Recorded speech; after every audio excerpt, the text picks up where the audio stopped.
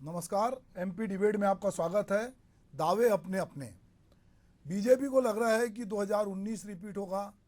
कांग्रेस को लगता है कि हम एक से ज़्यादा सीटें हासिल करेंगे। ये सब दावे जो हैं इसलिए किए जा रहे हैं कि तीसरे चरण के जो मतदान हुआ है उसमें लग रहा है कि 2019 का जो मतदान का प्रतिशत था उसके आसपास जो है मतदान हुआ।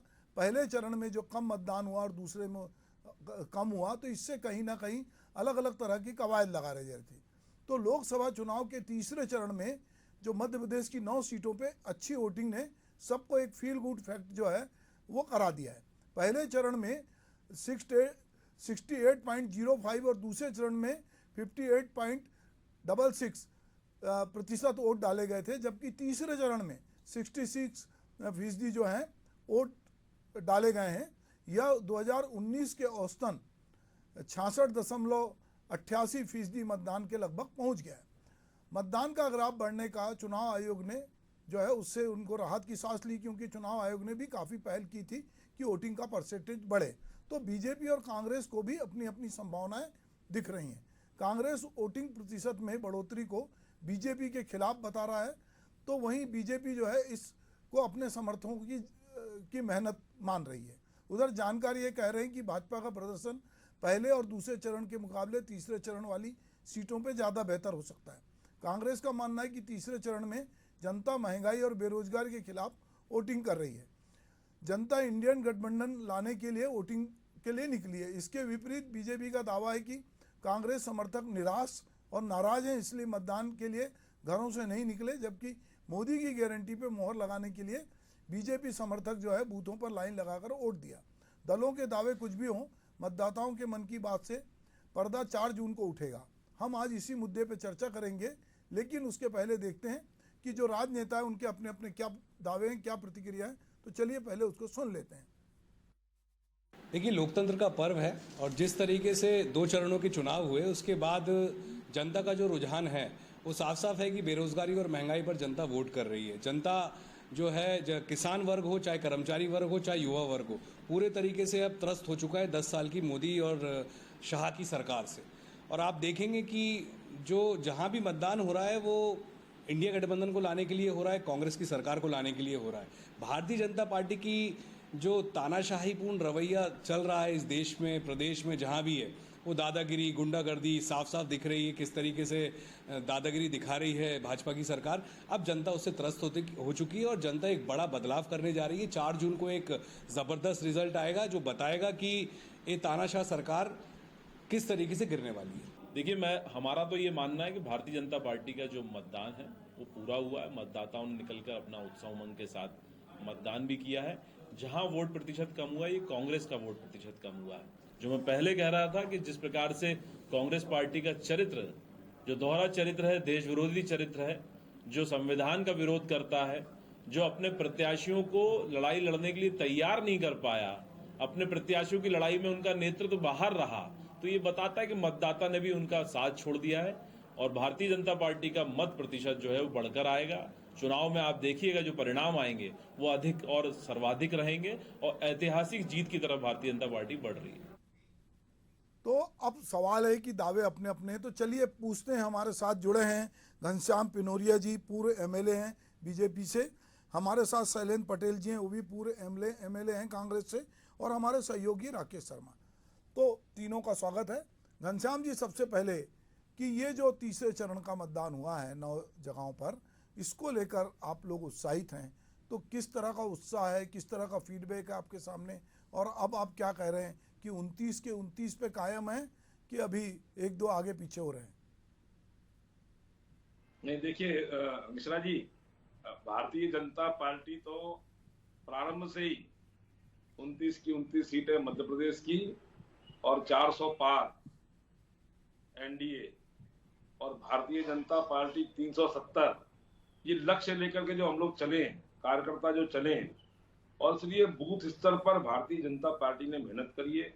भारतीय जनता पार्टी के कार्यकर्ता ने पेज से लेके पन्ना और बूथ समितियों तक, और हम लोग तो, हमारे नेता ये प्रारंभ से ही कहते आए हैं कि ये जो पर्व है ये लोकतंत्र का महापर्व है और सभी को इसमें अपनी आहुति देने की आवश्यकता है। और इसलिए भारतीय जनता पार्टी के कार्यकर्ताओं में भी जोश आए, मतदाताओं को निकाल करके लेकर के आए, और इसलिए प्रत्येक बूथ पर 370 का जो बढ़ाने का जो लक्ष्य हमारे नेताओं ने दिया था, ये सब लोकतंत्र के पर्व को और मजबूत करने की दिशा में था। और इसके पीछे हम लोगों ने ये तर्क दिया था कि डॉक्टर श्यामा प्रसाद मुखर्जी ने जो 370 धारा हटाकर जो भारतीय जनता पार्टी की केंद्र की सरकार ने कश्मीर में जो आज जो अमन चैन दिख रहा है, ये कहीं ना कहीं हम सब लोग डॉक्टर श्यामा प्रसाद मुखर्जी को 370 वोट बढ़ाकर प्रति बूथ पर उनको श्रद्धांजलि अर्पित करें। घनश्याम जी, मैं आपको टोकूंगा, इतना उत्साह तो नहीं दिखा, पहले चरण में भी नहीं दिखा था, दूसरे में, तीसरे में भी। आप जो 2019 के चुनाव तो उसके आसपास पहुंचे, तब आपने 19 में 400 पार का नारा नहीं दिया था, आपने 370 हर बूथ पे जीतने का दावा नहीं किया था। तो तमाम गारंटी के बावजूद अगर आप 2019 के वोट परसेंटेज पहुंचते हैं, तो आप ये कैसे कह सकते हैं कि लोगों में बहुत उत्साह था, आपके कार्यकर्ता उत्साह से भरे हैं और इस बार जो है वो ये सारे लक्ष्य आप प्राप्त करेंगे? मिश्रा जी, देखिए, नेताओं का जो मत रहता है, मानना रहता है कि अपने कार्यकर्ताओं के समक्ष बड़ा सपना रखें, बड़ा लक्ष्य रखें और बड़े लक्ष्य को प्राप्त करने के लिए उत्साहपूर्ण ढंग से हम सब लोग जाएं। इसलिए भारतीय जनता पार्टी ने 370 वोट प्रति बूथ पर बढ़ाने का लक्ष्य रखा था। कहीं ना कहीं हम सब लोग उसमें सफल भी हुए हैं, और आप देखेंगे कि 4 जून को जब मतपेटियां खुलेंगी और उसमें कमल के फूल खिलेंगे, 11 की 11 हमारी छत्तीसगढ़ की और 29 की 29 कमल मध्य प्रदेश की मालाएं बनके प्रधानमंत्री जी को समर्पित होंगी। और जो उनका लक्ष्य सोच है कि ये देश हमारा विकसित भारत के रूप में संकल्पित हो, और उसमें भारतीय जनता पार्टी निश्चित रूप से जीत के साथ में अपने संकल्प को पूरा करने वाली। जी शैलेंद्र जी, ये जो 40 की माला ये पिरोने वाले हैं, जिसमें छत्तीसगढ़ की 11 है, मध्य प्रदेश की 29 है, इसमें से 2 फूल तो ये लोग लगभग इनके हाथ में आ गए हैं। एक फूल तो इंदौर का इन्होंने ले लिया, गुलाब का फूल, एक खजुराहो का फूल ले लिया, तो अब 38 फूल की माला जो है लग रहा है इनके गले में पड़ने वाली। क्या सोचते हैं आप इसको लेके? शाह जी, मैं 2 बात कहना चाहता हूँ। जिस तरीके से इंदौर में और खजुराहो में प्रजातंत्र के चरित्र का हनन हुआ, वो सबके सामने है। और इंदौर की जनता जिस तरीके से आज नोटा को प्रमोट कर रही है, मुहिम इंदौर के लोग चला रहे हैं। और इवन भारतीय जनता पार्टी के जो नेता हैं, जो सुमित्रा ताई जैसी देश की जो नेता रही है, लोकसभा की स्पीकर रही, उन्होंने भी कहा क्या आवश्यकता थी, क्या जरूरत थी। तो कहीं न कहीं जो प्रजातंत्र को आगे किस चरित्र में ले जाना चाहते हैं, कहीं न कहीं बातों से पता चलता है। रही बात, मुझे एक बात मेरे मित्र घनश्याम जी की समझ में नहीं आई। अगर भिंड में 42%, 43% वोटिंग होता है, तो कहना है कि भी हमारे पक्ष में, विदिशा में 70% के ऊपर जाता है तो हमारे पक्ष में, कम हो तो उनके पक्ष में, ज्यादा हो तो उनके पक्ष में। वो कोई इस बात पे साइंटिफिकली नहीं बोल रहे हैं कि कम हो रहा है तो किस लिए हो रहा है, या ज्यादा हो रहा है तो किस लिए हो रहा है। वो तो सब एक ही बात रखते हैं कि वो तो हमको ही जीतना है, 400 पार पे। या 400 पार की आप बात करने वाले, भिंड में 370 वोट बहुत से बूथों में नहीं डले, 370 वोट तो आपने बढ़ाने की बात करी थी। तो अब इस समझने की बात क्या, किस तरीके से एक परसेप्शन बनाने का प्रयास करते हैं, किस तरीके से हवा बनाना चाहते हैं, लेकिन समय हवा निकाल देता है। पहले चरण का चुनाव का सारी बात सामने हाथ में फूट है। उत्तर प्रदेश की आप हाल देखते हैं किस तरीके से वहां पर 40% 42% वोटों की देश के हालात तेजी से बदले हैं। लोगों को समझ में आ रहा है कि हमें किस तरीके से। पर शैलेंद्र जी, ये तो कह रहे हैं कि कांग्रेस ही नहीं निकले, ये तो कह रहे हैं कि कांग्रेस के लोगों ने मेहनत नहीं की इसलिए वोट परसेंटेज कम हुआ। हमने तो अपने लोगों को बहुत भर भर के निकाला, आप ही लोग जो है कोई मेहनत नहीं कर रहे थे। वो चश्मा मुझे नहीं दिख रहा है कि वो आइडेंटिफाई कर रहे थे कि कांग्रेसी के बीजेपी हैं। अगर उनके पास वो चश्मा आ गया तो हम सबको भी दे दें, आपको भी दे दें, हमें भी दे दें, तो ये डिबेट करने की आवश्यकता ही नहीं पड़ेगी। उन्होंने कह दिया, वो तो अब ये हो गया कि हम जो कह रहे सच थे, अब कांग्रेसी निकले। अगर 42% हुए तो भी कांग्रेसी निकले, 70% हुआ तो भी कांग्रेसी निकले या बीजेपी निकली। ये कोई बात हुई क्या? क्या तर्क है आपको कि कांग्रेस का निकला या बीजेपी का निकला? ये तो 4 तारीख बताएगी ना। आपको 4 तारीख का इंतजार करिए, क्या रिजल्ट आएगा। आज तो परसेप्शन है, चाहे राजगढ़ से लेकर आप गुना तक जाएं या ग्वालियर, भिंडिया, मुरैना तक जाएं, आज क्या स्थिति है। चुनाव से पहले बड़ी बड़ी बातें थी, कहते कि संशय सबके मन में था, हो सकता है मीडिया पर्सनल्स के मन में भी था, लेकिन तो संशय धीरे धीरे कहीं न कहीं साफ होता जाता है, लोगों को स्पष्ट होती जा रही है। वो बात नहीं है जो 400 पार की बात करने वाले कहते कि आज आ गए। प्रधानमंत्री रोज नए नए तरह के बयान देने लगते हैं। बाबरी ताला ले आए, नहीं मिला तो उनको। अगर देश के कानून से चलेगा कि किसी और के हुक्म से चलेगा। अब शहजादे लगातार उपयोग कर रहे हैं, शहनशाह शहजादा बनेगा ना। उसको जो आदत पड़ गई चुनाव के जो मुद्दे हैं, चाहे नहीं, वो रोजगार की बात वो नहीं अब तो करेंगे, नया मुद्दा रोजगार की बात नहीं करेंगे। सेम अंकल जो है विदेश बैठ के नया मुद्दा दे रहे हैं। अब तो आज दिन भर जो है सेम अंकल छाए हुए हैं, तो आप कहाँ रोकेंगे आप? अब मिश्रा जी जयराम रमेश जो कि मीडिया के इंचार्ज है, उन्होंने उस बयान से स्पष्ट मना किया कि इस तरह की तुलना को भी हम मना करते हैं। सिंह बदनौर ने भी तुलना की थी, कोई उन्होंने ये नहीं कहा था उस बयान को किस तरीके, तो भारतीय जनता पार्टी की कला है किस तरीके से कोई सी बात को किस तरीके से पुटअप किया जाए। राहुल गांधी कह रहे हैं कि वेल्थ डिस्ट्रीब्यूशन करेंगे, लोग अमीर होते जा रहे हैं, गरीब गरीब होता जा रहा है, सबको इक्वलिटी का अधिकार है, उन्होंने कहा मंगलसूत्र छीन लेंगे। अब बताइए क्या रिलेवेंसी है कोई सी बात को। उन्होंने कहा कि भैया कर्नाटका में मुस्लिम आरक्षण कौन लेके आया था? देवगौड़ा जी लेके आए थे, उससे 95 से लेकर कितनी सरकारें चली गई, उन्हें याद नहीं आया? भारतीय जनता पार्टी की सरकार में नहीं आया, चुनाव आया तो जनता को बताने के लिए वो मुद्दा उछाल दिया। ना सिर होता ना पैर होता है, तो उनको बोलना होता जोर तो बोलो, बार बार बोलो, तो लोग उसको सच मानने लग जाएंगे। तो ये चुनाव मुद्दों पे लड़ना भैया, महंगाई की बात करो, किसान के आय की बात करो। चलिए शैलेंद्र जी, मैं जरा अपने सहयोगी राकेश से जो है ये वोट परसेंटेज, पहला चरण, दूसरा चरण और तीसरे में जाकर क्या क्या प्रयास हुए और किस तरह का ऑब्जर्वेशन है, राकेश जरा थोड़ा विस्तार से बताओ भाई। देखिए साहब, सबसे पहले तो मैं आपको बताना चाहूंगा कि जो मध्य प्रदेश के तीसरे चरण में जो 9 सीटों पे जो वोटिंग हुई है, यदि बात की जाए तो पहले चरण में 68%, दूसरे में 58% जो है फीसदी वोट डाले गए थे, तो तीसरे परसेंट में करीब 66% जो है वोटिंग हुई है। और यदि बात की जाए 2019 के लिहाज से तो करीब 66.88% जो है मतदान के लगभग जो है 2019 के लगभग पहुंच गया है। हालांकि देखिए, दावा यह किया जा रहा था कि 2019 से जो चुनाव हुआ, जो चुनाव के दौरान जो वोटिंग परसेंटेज था उससे ज्यादा जो है इस बार निकल जाएगा, क्योंकि चुनाव आयोग समेत जो है तमाम व्यापारिक संगठन है, तमाम अलग अलग संगठनों के द्वारा मतदाताओं को प्रोत्साहित किया जा रहा था और इस लिहाज से किया जा रहा था कि ये वोटिंग परसेंटेज बढ़े, लेकिन वही परसेंटेज जो है 2019 में जो वोटिंग परसेंटेज था उससे ही पहुंचा।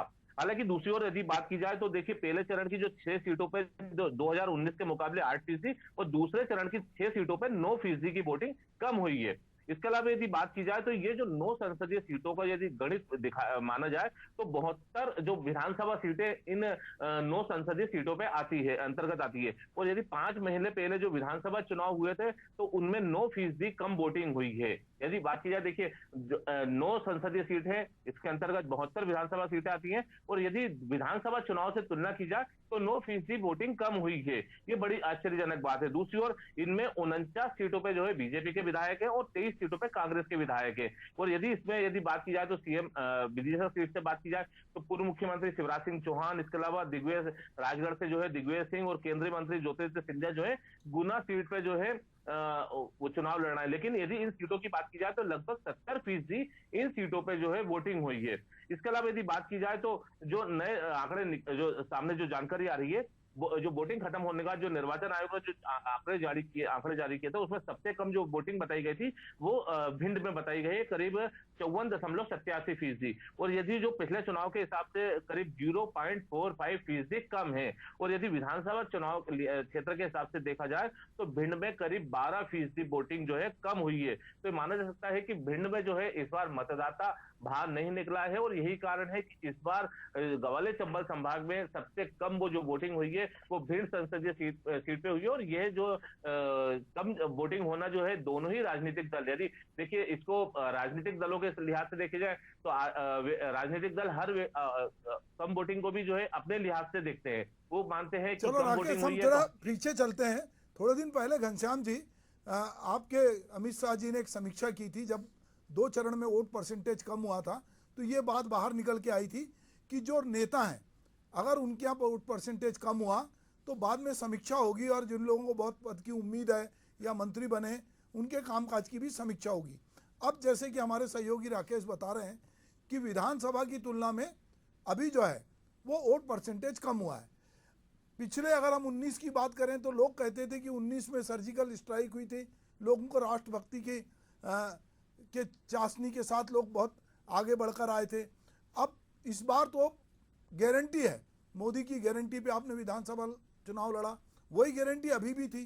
तो दोनों समय गारंटी एक थी, चेहरा एक था। उस समय भी मोदी जी का चेहरा था, अभी भी मोदी जी का चेहरा है। तो क्या वजह है घनश्याम जी कि अभी हम वोट परसेंटेज की विधानसभा की तुलना में बात करते हैं तो वो कम हुआ है, और क्या इसका ठीकरा किसी में फूटेगा क्या? देखिए सुभाष जी भाई साहब, असल में क्या है कि समीक्षाएं तो होते रहना चाहिए राजनीतिक दल होने के नाते, और अच्छे और बुरे के हम सब लोग दौर से गुजरते हैं। समीक्षा हर राजनीतिक दल को करना चाहिए, वही हमारे नेताओं ने भी कहा है जी। लेकिन आप निश्चिंत रहें, विधानसभा के मुद्दे अलग होते हैं, लोकसभा के मुद्दे अलग होते हैं, और मुद्दों के आधार पर हम सब लोगों ने जो जो निर्णय, जो जो बातें जनमानस के बीच में समय समय पर कही है, कहीं ना कहीं भारतीय जनता पार्टी ने उनको पूरा करने का काम किया है। और इसलिए हमने कहा कि मोदी की गारंटी, मोदी है तो मुमकिन है। आज आप देखिए, हमने अगर मतलब ये केवल ऐसा नहीं है, हम लोगों ने जो संकल्प पत्र में कहा, घोषणा पत्रों में कहा, उनको पूरा किया है। और जब हम वादे पूरे करेंगे तो हम आश्वस्त हैं कि अगर हमने वादे पूरे किए हैं तो जनता जनार्दन हमको आशीर्वाद देगी।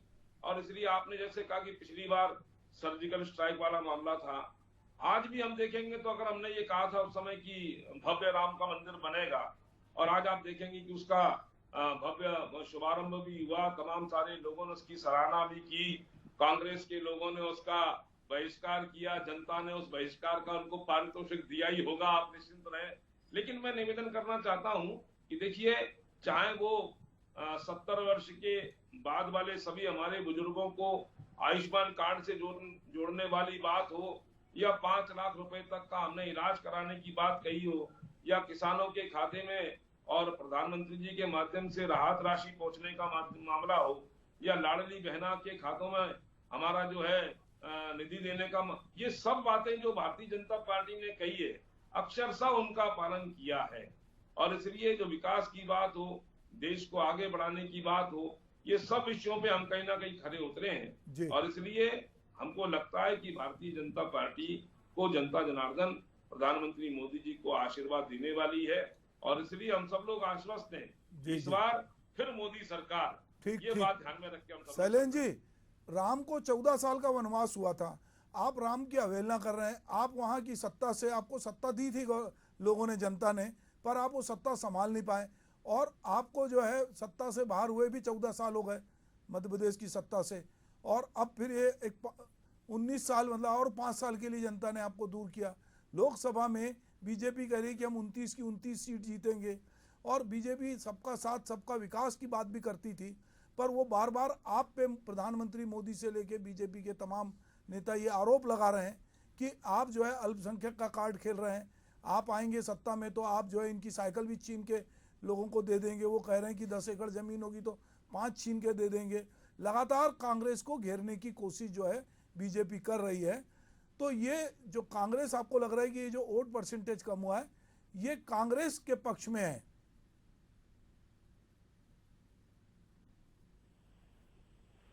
तो मैं कोई प्रश्न चिन्ह नहीं लगाना चाहता हूं कि वोट परसेंटेज इसलिए कम है।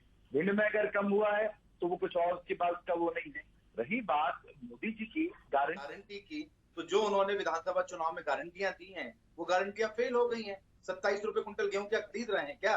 3,000 रुपए क्या लाडली बहना को दे रहे हैं क्या? 31 रुपए कुंटल क्या धान की खरीदी के दे रहे हैं क्या?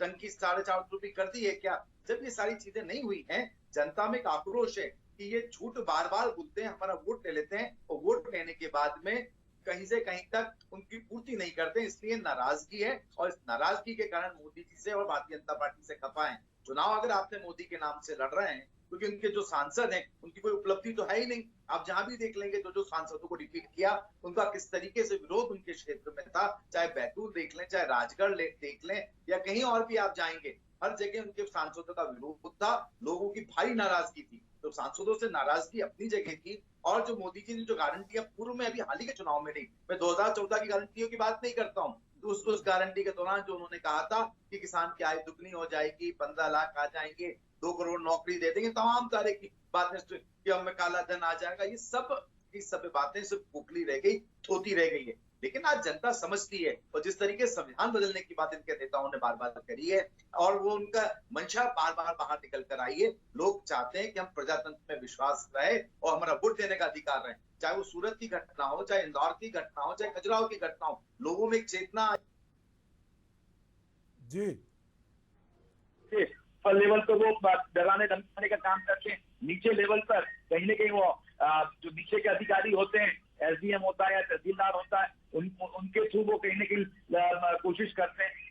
ये सब बातें हैं समझ रहे हैं, वो लोग बदलना चाहते हैं भारतीय जनता पार्टी को, और जो एक उनका विरोध का वोट है वो इस समय डल रहा है। आज चाहे राजगढ़ की बात ले लें, चाहे हम ले लें, की ले लें, चाहे ग्वालियर की बात ले लें, सागर का आप इलेक्शन देख लें, भोपाल का इलेक्शन, वो तो घनश्याम भाई कहेंगे 9 में से 9 जीत रहे हैं, हम कहेंगे 9 में से 9 जीत रहे हैं, लेकिन जो राजनीति के जानकार लोग उनसे हम बात करेंगे कि चुनाव बहुत टाइट है और कहीं न कहीं किस कूट का पड़ला किस साइड बैठ सकता है कहना संभव नहीं है। वो किसी की भी जीत की गारंटी पूर्ण रूप से नहीं ले रहा है। पार्टी से होने के नाते उनका फर्ज है 9 में से 9 बताना, 40 में 40 कहना, मेरा भी फर्ज है, मैं भी कहूंगा कि 9 में से 9 जीतेंगे। लेकिन जब हम ग्राउंड रियलिटी पे जाएंगे तो आज चुनाव बहुत टाइट है। बहुत सी जगह आप कह नहीं सकते किस जगह जीतेंगे, बहुत सी जगह कांग्रेस के प्रत्याशी आगे दिख रहे हैं, कुछ जगह भारतीय जनता पार्टी के प्रत्याशी आगे दिख रहे हैं। नेक टू नेक फाइट में चल रहा है। जो एक सत्ता के रहते हैं वो आज कहीं ना कहीं लोग दबी जुबान में कह रहे हैं कि आज लगभग आधा ये चुनाव हो गया है मध्य प्रदेश के अंदर। ठीक है, घनश्याम भाई ये बोल रहे हैं कि नेक टू नेक फाइट है, एक तरफा चुनाव नहीं है। अगर मोदी की गारंटी है, बाकी सांसदों के चेहरे नेपथ्य में चले गए, मोदी जी का ही चेहरा है और उनकी गारंटी भी पूरी नहीं हुई है, तो फिर आप कैसे उम्मीद करते हैं कि आप 29 की 29 सीटें जीत के आएंगे? देखिए, अमित शैलेंद्र जी को सुनना था। शैलेंद्र जी के साथ में मुझे विधायक रहने का अवसर मिला है जी, और शैलेंद्र जी बहुत अच्छे खिलाड़ी भी हैं। हाँ। खेल के क्षेत्र में उनकी अच्छी पकड़ है और इसलिए उन्होंने घुमा फिरा करके अपने पक्ष में, कांग्रेस के पक्ष में बात खड़े होने की बात करी है। हाँ। लेकिन निश्चित रहे, मैंने प्रारंभ में भी जैसे कहा कि अगर हम लोगों ने काम की, मैं निवेदन देखो करना चाहता हूँ कि आज प्रधानमंत्री जी ने जो बातें जनमानस के बीच में कही, क्या उनको हम लोगों ने पूरा नहीं किया? क्या हमने 370 धारा नहीं हटाई? क्या इस लक्ष्य को लेकर के हम चले थे? जहां हुए बलिदान मुखर्जी, वो कश्मीर हमारा है। आज आप देखो हमने उसको पूरा किया कि नहीं किया? हम लोग नारा लगाते थे रामलला हम आएंगे, मंदिर वहीं बनाएंगे, उसको पूरा किया कि नहीं? आप एक और लाइन बोल रहे थे, कांग्रेस बोलती थी कि तारीख नहीं बताएंगे, आपने तारीख बताया है? तारीख भी बताई और राम मंदिर भी बना दिया है। हाँ। और इन लोगों ने तारीख पता होने के बाद में उसका बहिष्कार किया और जनता ने बहिष्कार कर दिया है। और आप निश्चिंत रहे, आने वाले समय में हम लोगों ने जो लक्ष्य लेकर के काम किया है, 3 तलाक का मामला हो, आज आप देखिए अगर हम प्रधानमंत्री आवास देते हैं या जो प्रधानमंत्री उपचार करते हैं, वो ये देख करके नहीं की जाती है कि कौन अल्पसंख्यक है और कौन बहुसंख्यक है, लेकिन कांग्रेस हमेशा चश्मा लगा करके देखने की बात करती है। नहीं घनश्याम जी इसमें एक बात मैं कहूंगा, सरकारी योजनाओं में हितग्राहियों की परिभाषा होती है, उसमें हिंदू मुस्लिम नहीं होता है। जो सरकारी योजना होती है उसमें जो बीपीएल के नीचे होता है या जो भी उसकी क्राइटेरिया होती है, तो पार्टी किसी की भी रही हो, चश्मा नहीं लगाते हो तो सरकारी योजनाओं का लाभ मिलता है। जी, ये जो हम पर आरोप लगाते हैं, ये मैं निवेदन करना चाहता हूँ, ये आरोप कांग्रेस पर ही लगता है। हम लोगों ने कभी इस प्रकार का भाव नहीं रखा, भेदभाव नहीं रखा। इसलिए प्रधानमंत्री जी कहते हैं सबका साथ, सबका विकास, सबका विश्वास और सबका प्रयास, इस आधार पर हम विकसित भारत का संकल्प पूरा करना चाहते हैं। और आप देखेंगे कहीं ना कहीं जनता जनार्दन का आशीर्वाद ये भारतीय जनता पार्टी के साथ में रहने वाला है। और 4 तारीख को आप देखेंगे, शैलेंद्र जी भी देखेंगे कि भारतीय जनता पार्टी स्पष्ट बहुमत के साथ, पूर्ण बहुमत के साथ, प्रचंड बहुमत के साथ में पुनः तीसरी बार प्रधानमंत्री जी नेतृत्व में ये देश और विकास के श्रेणियों को, सोपान को और अपने चूकने का काम करे। घनश्याम जी आपने 400 पार नहीं बोला, शब्द बोले सारे, मगर आजकल 400 पार शब्द गायब हो गया है। नहीं, अरे तो मैं प्रारंभ बोल चुका, शुरू में ही बोला, तो हाँ, शुरू में ही बोला था। ठीक है राकेश, कोई और ऐसी इंफॉर्मेशन हो जो कि अगले चुनाव में परसेंटेज बढ़ने का, या चुनाव आयोग ने कोई आंकड़े जारी किए हो अभी लेटेस्ट जिसमें कुछ चीजें और इजाफा हुआ?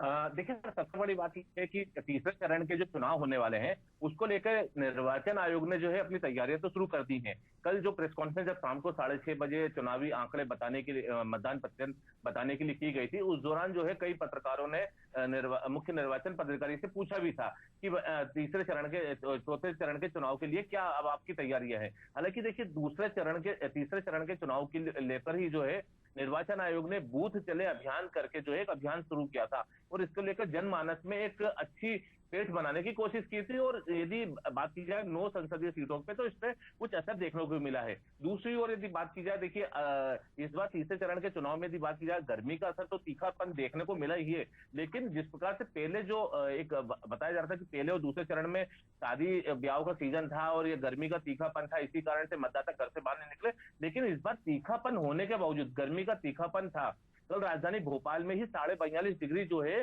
टेम्परेचर था, बावजूद इसके जो है मतदाता घर से बाहर निकला। लेकिन कई क्षेत्र ऐसे, यदि गुना की बात की जाए वहां भी टेम्परेचर काफी हाई था, या विदिशा की बात की जाए, लेकिन मतदाता घर से बाहर निकला और उसने वोटिंग करी है। लेकिन राकेश, मैं एक चीज और पूछ रहा हूँ कि चुनाव आयोग, अभी मैं इंदौर की लगातार रिपोर्ट देख रहा था कि वहां पे कांग्रेस ने नोटा में लोगों से कहा है कि आप नोटा में वोट दो, और भाजपा के लोग उसका विरोध कर रहे हैं। तो क्या ऐसा लगता है कि इंदौर में इस बार नोटा का रिकॉर्ड टूटने वाला है? देखिए, ये सियासी बात हो जाएगी।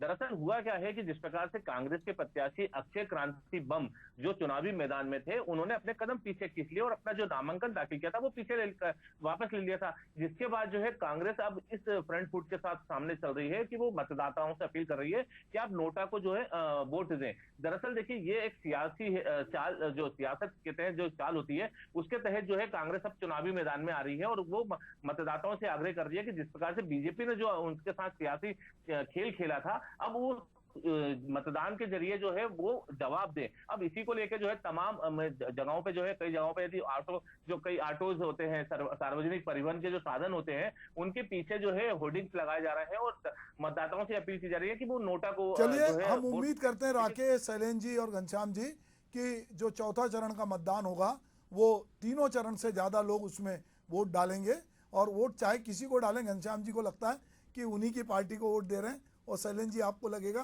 कि आपको वोट दे रहे हैं। ये तो 4 तारीख को पता चलेगा कि किसको वोट पड़े थे। आप मेरे साथ जुड़े, आपका बहुत बहुत धन्यवाद। नमस्कार।